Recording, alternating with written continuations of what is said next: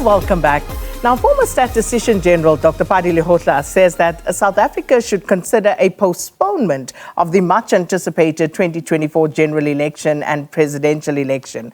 Now, instead, the country should hold wide-ranging talks involving all stakeholders, including communities, civic groups, politicians, business and religious organizations, to determine the kind of country that we want to build.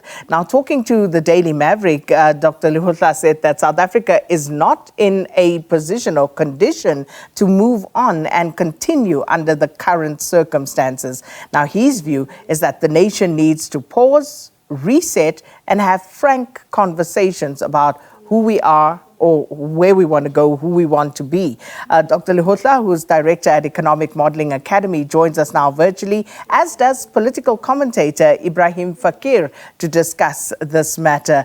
Gentlemen, to both of you, thanks so much for your time and welcome to Morning Live. But Dr. Lehohla, let me start with you. If you could just start by explaining to us your point of view on why South Africa should postpone these elections, because many people are saying they can't wait to get to 24 to effect change through the ballot. So why do you think we should wait? I think we are possessed. That's the problem. And I take the mirror as Madiba's house in Horton, which is just 6 kilometers from Sandton, where his magnificent statue stands. His house in Horton is a pigsty. The swimming pool is full of algae. The grass is overgrown. That's the mirror we must look ourselves into and say, is this how we honor, through an election, the stalwart that took his last breath at that house? We are absolutely possessed by demons, I should say, political demons. What we need to do is really to pause and think through what it is that we are trying to do. The political parties are not about the progress of correcting that pigsty that Madiba's house has become. It's about how soon they can reach the power. And for that, we need society to take from them the power and then shape the horse that the jockeys can be employed to ride. At the moment, we have the jockey as also the person who constructs the horse. And that is the danger we are facing. We are at a precipice where the thirst for going into an election has possessed us. And it has nothing to do with the social ills that we have that should be crafted by society. I think we need to take that pause. It is a moment in 30 years that is worth taking at this point in time. Ebrahim, your views? Should we take a pause? Sakina, we absolutely do need a pause. So let me at the outset say and concede that I agree fully with Dr. Lehohla about the fact that we do need a reset. We do need change in direction. We do need a pause. But I'm wondering whether that pause comes about by postponing an election or whether that pause comes about by a self-critical look at actors in society. Because all of the ills that he's diagnosing are absolutely correct. The problem, though, is that there are sort of three principal objections I can think of. The first is that, of course, we need to have a dialogue, but isn't this dialogue already happening in society, in business, amongst unions, actors in civic society, as they would call it, number one. Number two, the fact that we need these debates, these deliberations, and a new form of decision-making generally happens or should happen or ought to happen through representative institutions that we have, such as parliament, provincial legislatures, local councils, and so on. Third, we have a whole range of social dialogue institutions where other stakeholders can be brought in. So those are the two first broad areas in which there could well be a reasonable objection to the idea of postponing the election. The third most important, and I understand that the Constitution is not a sacrosanct, fixed, immutable document. It's changeable, of course, depending on circumstances that we're facing. But the very important point here is you postpone elections in a society only when there's a major catastrophe, natural disaster, and so on. And by the way, we faced one such issue in 2021 when the former Chief Justice partly argued on behalf of the IEC that perhaps during the COVID pandemic, there was good reason to postpone the election. And the court decided, well, not really.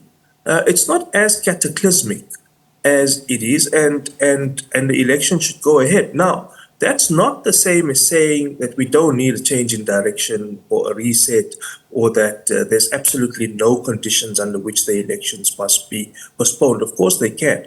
But the principal objection here, I think, is the objection to bad government, to poor government. And perhaps that's a source of many of our woes. Of course, the social compact that which reached, the negotiation, the compromise, some of the kind of policy iterations that we may have decided on, which are paradoxical and contradictory, all those need changing. But those don't come about because there's a postponement in the election. Those come about because there's a change in the political culture, because people in society start taking responsibility for holding their leaders to account and ensuring that the public institutions that represent them actually function. Dr. Lehohla, how do you respond to that? Because I think Ebrahim makes a few very good points, especially as per the constitutional imperatives that we have to follow, and why those may not allow for the sort of pause that you are advocating for. Let me preface what I'm going to say with the following. I suspect that by raising a postponement, one has asked perhaps the right question. And what we are getting possibly would be, even if it's half answers, but a half answer to a right question is worth much more than a right answer to the wrong question. I think we have stepped on the right question. The question then is, how do we navigate that space to answer this right question? Be it through a postponement, be it through an early election, or rather through an early exit of the ANC from power in order to allow this, so that this discourse can be had, so that we do not postpone the election. Because this really is the issue. And Mr. Fakir is correct in saying this has to be navigated and discussed in the People's Representative House. But there as well, the judiciary has adjudged them as having failed on 3 major occasions. In the case of Nkandla, in the case of the recent judgment on Palapala by a judge who said, in his reading of the judgment, said the Palapala issue has not been dealt well with. And these are damning judgments by 3 judges, Mokweng, Zondo, and the recent judgment by the judge here. So the House has failed us. If it has, then what choice do we have? Except to exercise our right through these big conversations that we should have, which are not limited to those discussions, but can ultimately lead to saying, let's postpone an election so that we can wake up. Because the coalitions that are going to emerge out of this election, if the local government is anything to go by, then we are on a slippery slope. So, Ebrahim, again, where do we have these conversations? Which would be the correct platforms? Because easy to say, let's have the conversation. We can start, we can, set up the venues from where we will have these particular conversations. But how do we ensure that all South Africans participate and participate meaningfully in these discussions? How do we make sure that someone who is sitting in Umhlabuya Lingana has their voice heard and their input is also, as useful as yours and mine? The reality is that the South African Constitution envisages a participatory democracy where people are participating in much more direct ways than they currently do at the moment, which is in indirect and sort of fairly representative ways, right?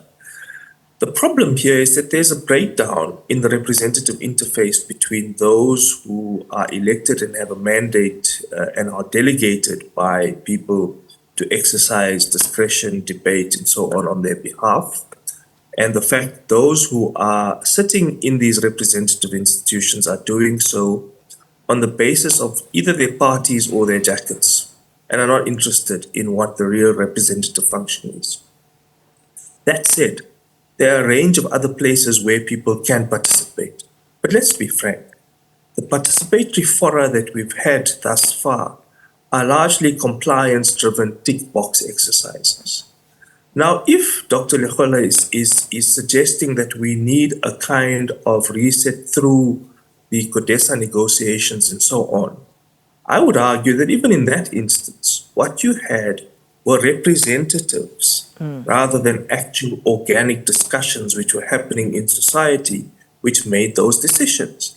Now, even if that's the case, there is still a false equivalence between the moment now and the moment then. Because back then, what was at issue was that the entire edifice of government was fundamentally illegitimate. You had an illegitimate political authority. Right now, we don't have an illegitimate political authority. We have a political authority which is behaving poorly, which is behaving badly, which is in some cases even behaving malevolently, in evil ways. There's no doubt about that. But that's a problem of credibility, not a problem of legitimacy. Now, I don't think, contrary to what the former Statistician-General says, I don't think you can solve this problem by saying, okay, let's have a society-wide conversation. The society-wide conversation is already happening. How else are we going to structure this conversation? Through other alternative representative institutions. You already have an entire suite of these representative institutions. You have a relatively free media, you have a robust society where there's even things like protest and sometimes very uncivil protest, if one might say so. The reality is this conversation's been happening. I'm not convinced that you can have a parallel scenario now, despite the fact that you have a social economic crisis, with the crisis of political legitimacy in the 1990s. What you need now is change in political culture. You could have a change in political system, and much of that we know has been hamstrung by the very representatives of the purported public in Parliament who came up with an incredibly poor electoral system and so on. And yes, the courts have come up with some, what I would call supine judgments, and on the other hand, on the other extreme, some extremely poor judgments. There's no doubt about that. But that's a matter of fixing those institutions, not a matter of saying we need to reconstitute political authority. In a democracy, in democratic government, you reconstitute political authority periodically through elections. And now what you're saying is that the very composition, the very base of this political authority is illegitimate. I'm not sure that that's necessarily the case. It's bad, it's not credible, but it's not illegitimate.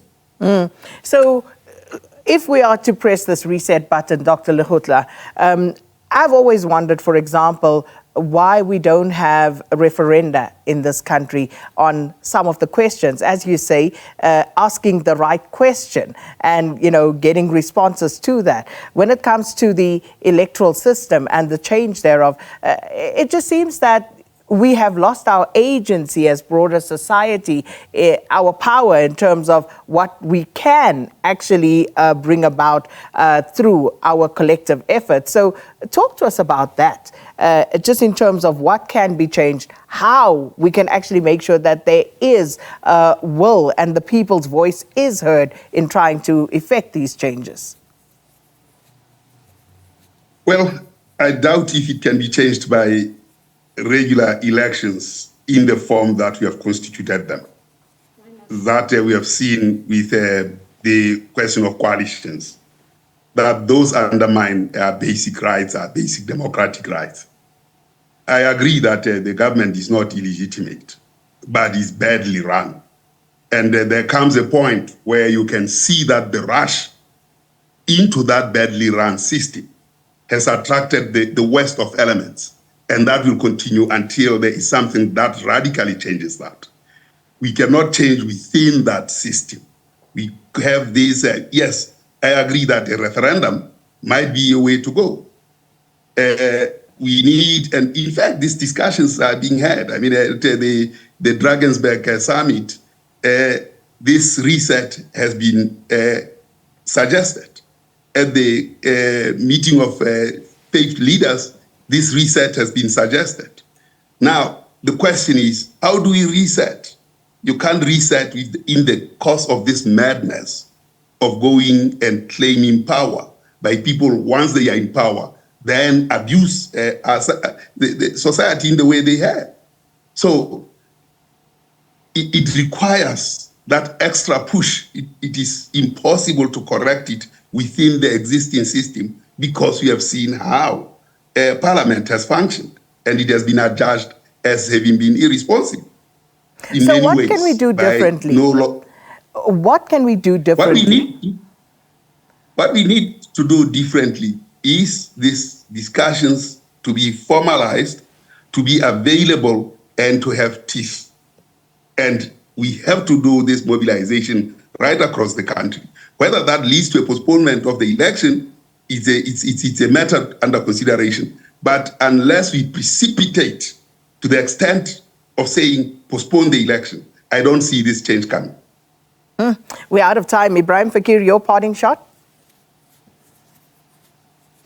I think two principal problems. First is the principal issue around who's going to conduct these discussions and through which forum. You already have the forum, Parliament, and a whole range of other things, including NADLAC, where the social partners, so to speak, are supposed to thrash these things out, right? So I can't imagine what any alternative set of processes and deliberative bodies are going to look like, because you're always going to have the question of who's representing who and on what basis and how much of their decisions would be binding.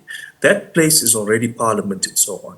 If Dr. Lehohla and yourself, Sakina, are agreeing that referenda is necessary, well, the elections are a form of referenda. You're asking people to make a decision about who of these people you think best represent you. Of course, it appears they might keep making bad decisions. That's not necessarily going to change if you have alternative fora through which they make these decisions. A bad decision made through one form is still a bad decision if made through another.